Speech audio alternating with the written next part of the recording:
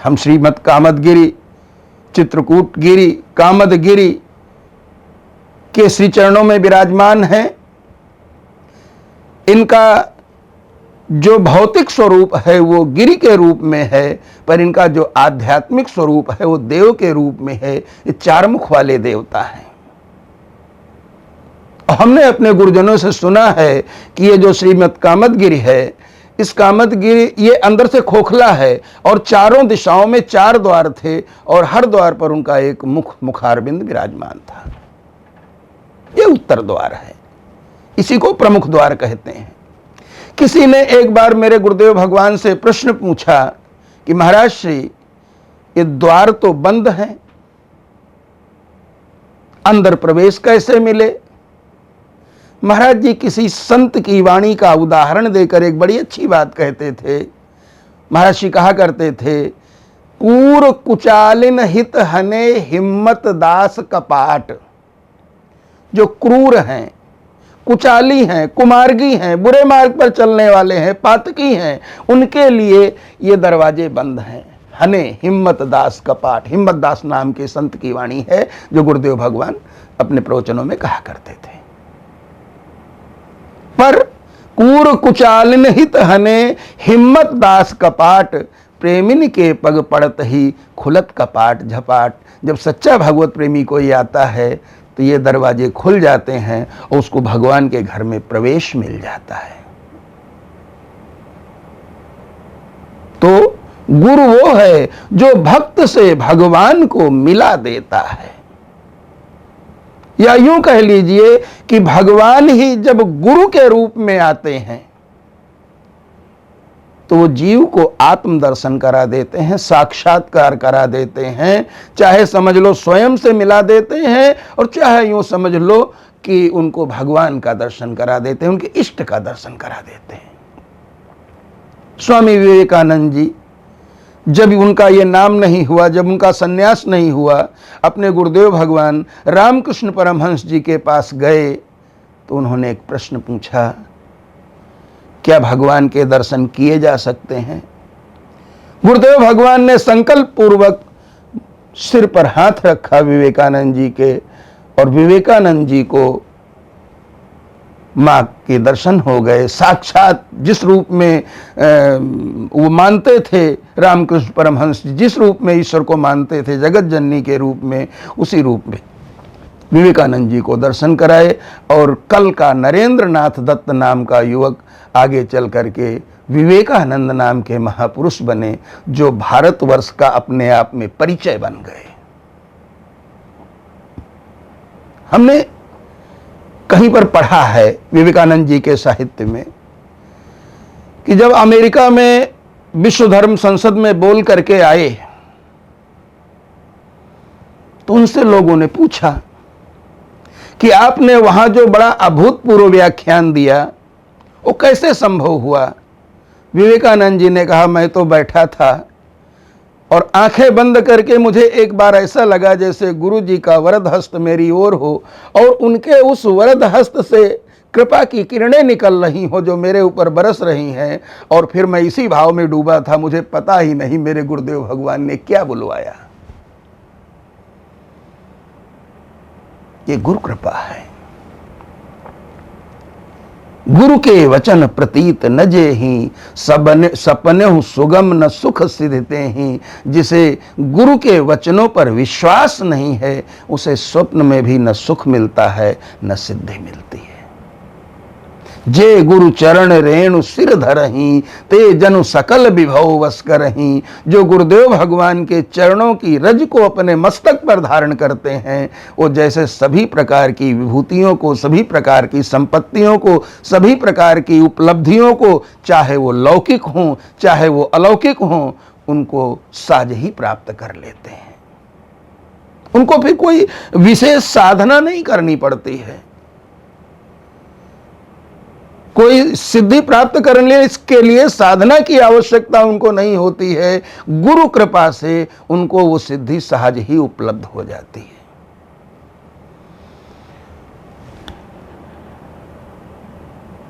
आपने सुना और पढ़ा भी कि भगवान राम जी गुरु के घर में पढ़ने के लिए गए। तो जब गुरु के घर में भगवान श्री राम जी पढ़ने के लिए गए, एक दिन बीत गया, शाम होने को आई। माता कौशल्या जी ने महाराज दशरथ जी से कहा, स्वामी आप मेरे राम को ले आओ, मेरा बेटा सुबह गया है, शाम हो गई, मैंने उसका मुख नहीं देखा है, अभी कभी मुझसे वो दूर नहीं रहा है, एक बार मैं उसे देखना चाहती हूं। पढ़ाई तो दिन भर की हो गई, शाम को ले आओ। महाराज दशरथ जी गए, गुरु से निवेदन किया वशिष्ठ जी से, और उन्होंने राम लक्ष्मण भरत शत्रुघ्न को ही नहीं बल्कि जितने विद्यार्थी थे उनको सबको रात्रि के लिए भेज दिया कि चलो सुबह आ जाएंगे। माता ने बड़े प्रेम से अपने हाथों से अपने राम जी को भोजन कराया, भोजन करा करके उनको विश्राम कराया, और विश्राम करके जो है पंखा झल रही थी, तो उनको लगा कि जैसे कक्ष में कहीं से आवाज आ रही हो। किसकी आवाज है, क्या है? थोड़ा सा ध्यान से सुना तो लगा जैसे भगवान जिस पर्यंक पर लेटे हुए थे, जिस आसन पर लेटे हुए थे, उस आसन के पास से आवाज आ रही। जब वहां नजदीक गई तो उनको लगा भगवान के विग्रह से आवाज आ रही है, भगवान के शरीर से आवाज आ रही है, और एक ओंकार की ध्वनि झंकृत हो रही थी। माता जी ने कहा, मेरे राम के पेट में वेद भरे हैं, मेरे राम को पढ़ने की क्या जरूरत? नासा जास सहज श्रुतिचारी, चारों वेद जिसकी नासिका से निकले हैं उसको पढ़ने की क्या जरूरत है? मेरा राम कल से पढ़ने नहीं जाएगा। ये तो एक नई समस्या हो गई। सुबह हुई, राम जी नहीं जाएंगे तो लक्ष्मण जी क्यों जाएंगे, भरत जी क्यों जाएंगे? तो गुरु वशिष्ठ जी आए, उन्होंने माता कौशल्या जी को समझाया कि माना कि तुम्हारे राम भगवान हैं, सभी वेदों के वो ज्ञाता ही नहीं है, वेद उन्हीं से प्रकट हुए हैं, लेकिन सारी दुनिया के पेट में वेद तो नहीं भरे हैं ना।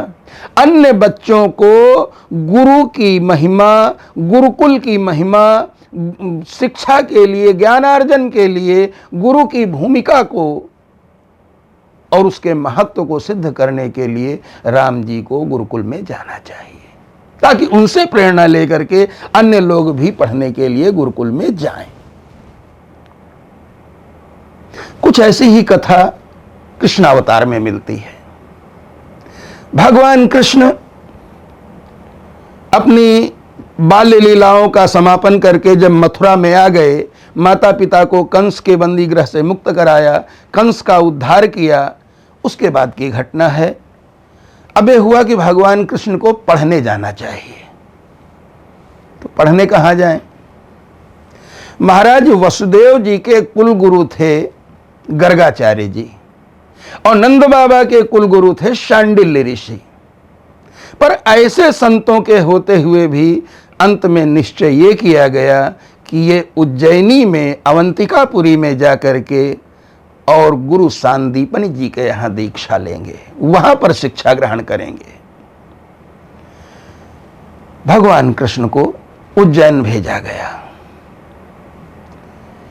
प्रश्न यह है, जैसा कि अभी मैंने पहले निवेदन किया कि रामावतार में कुल गुरु वशिष्ठ जी, शास्त्र गुरु और शस्त्र गुरु विश्वामित्र जी, इसी तरह से कृष्णावतार में वसुदेव जी के यहाँ इनके कुलगुरु श्री गर्गाचार्य जी और नंद बाबा के यहाँ कुलगुरु शांडिल्य ऋषि, ऐसे महापुरुषों के होते हुए उनको इतनी दूर मथुरा से उज्जैन, मेरी समझ से कम मथुरा से उज्जैन 500-600 किलोमीटर पड़ेगा, तो इतनी दूर अध्ययन के लिए क्यों गए? मतलब उसके पीछे भी एक कथा है। सांदीपन जी जब गुरु नहीं हुए थे, जब वो स्वयं शिष्य थे, तो अपने गुरु के यहां रहते थे, और क्योंकि ये परंपरा गुरु शिष्य की परंपरा आज की नहीं है, ये तो समाज के विकास के साथ साथ इस परंपरा का भी प्रवाह निरंतर चलता रहा है। और गुरु शिष्य परंपरा पहले भी थी, सतयुग में भी थी, त्रेता में भी थी, द्वापर में भी थी, और आज किसी न किसी रूप में कलयुग में भी है। गुरु के बिना तो ज्ञान हो ही नहीं सकता है। तो बात है सांदीपन जी की। जब सांदीपन जी बालक थे, विद्यार्थी थे, अपने गुरु के यहां गुरुकुल में रहकर पढ़ते थे, उस समय की बात है। तो एक दिन सांदीपन जी के गुरुजी ने अपने गुरुकुल के सभी विद्यार्थियों को बुलाया और कहा कि मैं कुछ दिनों के लिए अपने प्रारब्ध के कारण, अपने पूर्व जन्म के कुछ ऐसे मेरे कर्म हैं जिनके परिणाम स्वरूप मैं कुछ दिनों के लिए पागल हो जाऊंगा, 1 साल तक पागल रहूंगा।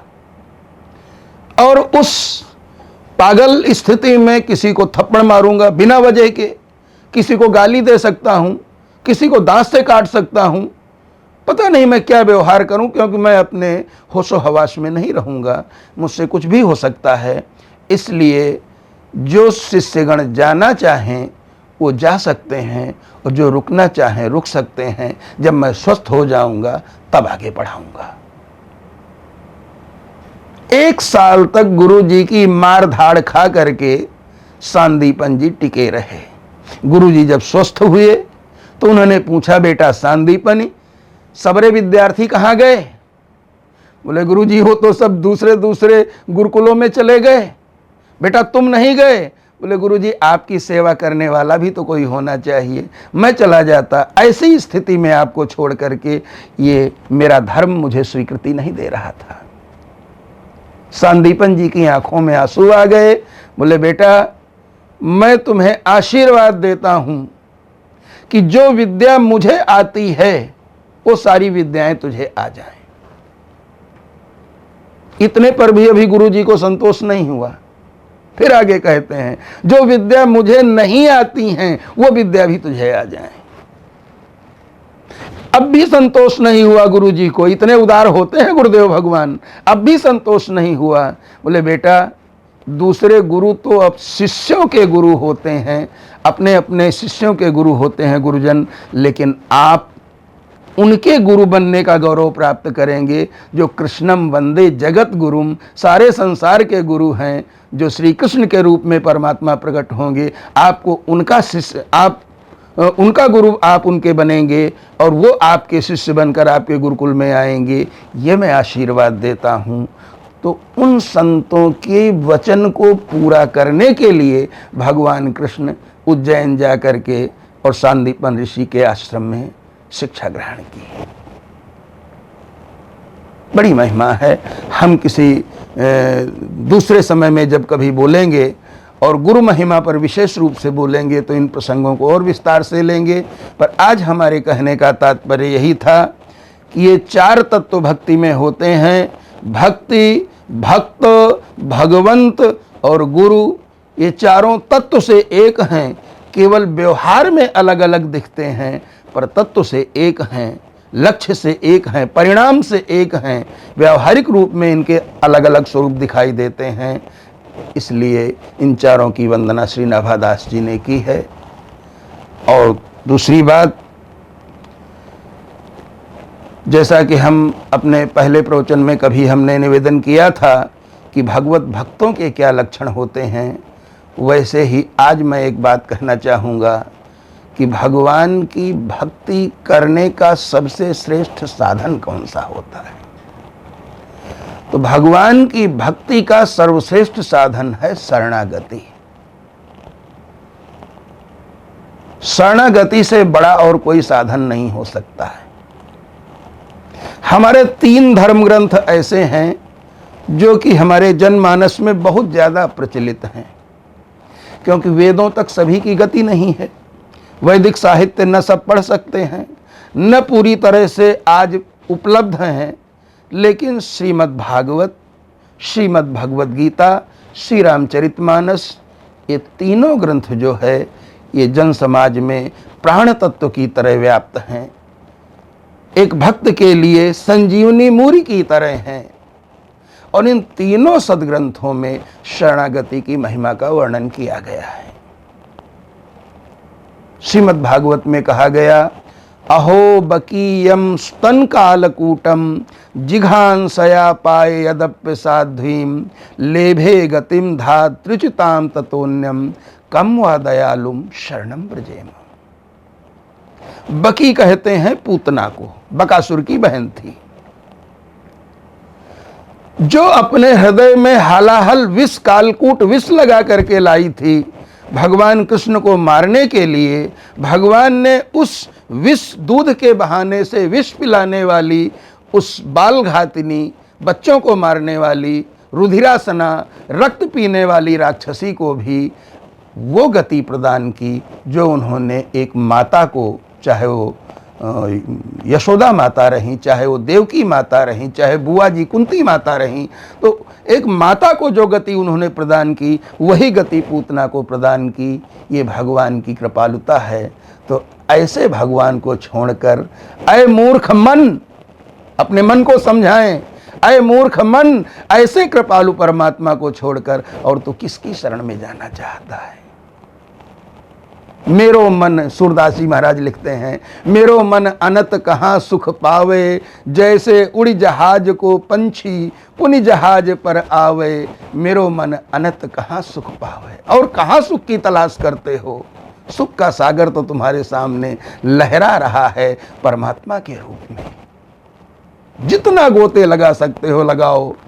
दूसरे जल में डूबने पर जीव मरता है, लेकिन भक्ति के जल में अवगाहन करने पर मरता नहीं है, तरता है। इसी प्रकार से श्रीमद् भगवद गीता में कहा गया है, सर्वधर्मान परित्यज्य मामैकम शरणं व्रज अहम त्वाम सर्व पापेभ्यो मोक्षयिष्यामि मा शुचः। सभी धर्मों को छोड़ करके, धर्मों को छोड़ करके का मतलब यहाँ पर है सभी लौकिक धर्मों को छोड़ करके, वो कार्य जो किसी कामना से किए जाते हैं उन कार्यों को छोड़ करके मामैकम शरणं व्रज, तू ईमानदारी से मेरी शरण में आ जा, मैं तुझे अहम त्वाम सर्व पापेभ्यो मोक्षयिष्यामि, मैं तुझे सभी पापों से मुक्त कर दूंगा।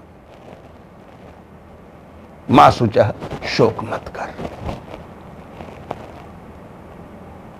ये श्रीमद् भगवद गीता में भगवान की वाणी है।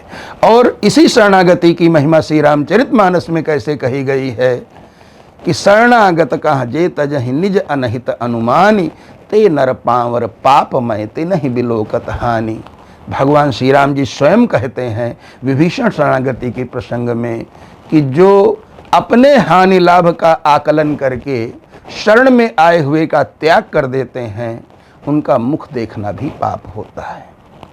विभीषण मेरी शरण में आया है, मैं उसे हृदय से स्वीकार करूंगा। वो मेरे चरणों का आश्रय लेने आया है, मैं उसको अपने हृदय में बिठा करके रखूंगा। तुम सारिखे संत प्रिय मोरे, धरों दे नहीं आन्य हो रे। और भगवान ने जो कहा वो किया।